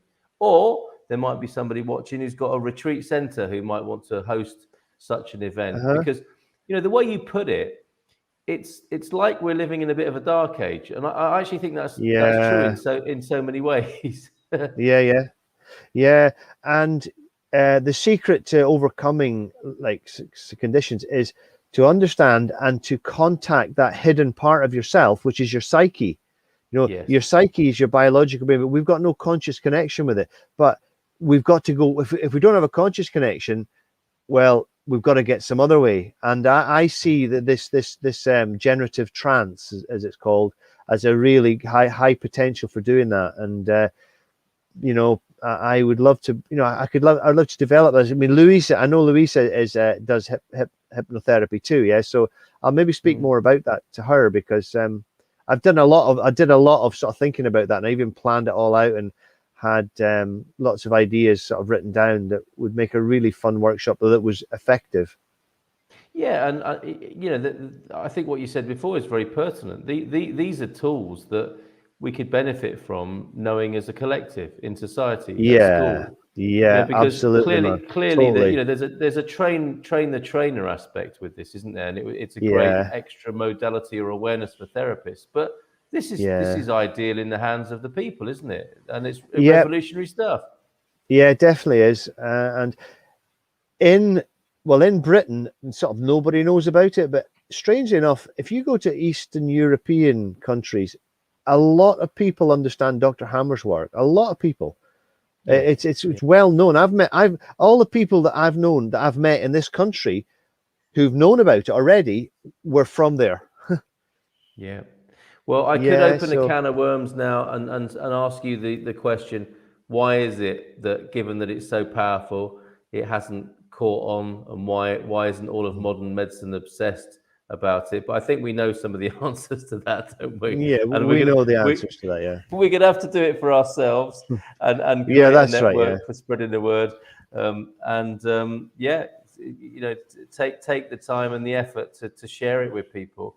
And it would be lovely to see you in Portugal to do that. So yeah, thanks again. And I think Yeah. we finish around midnight. We'll be back again next Saturday night at 10 o'clock. And it just remains for me to thank you again, Robert, and wish you a very excellent holiday. Hi, yeah, thanks, man. Yeah, well, it's been great, Carl. I'm really glad to have met you, and we'll see you again sometime.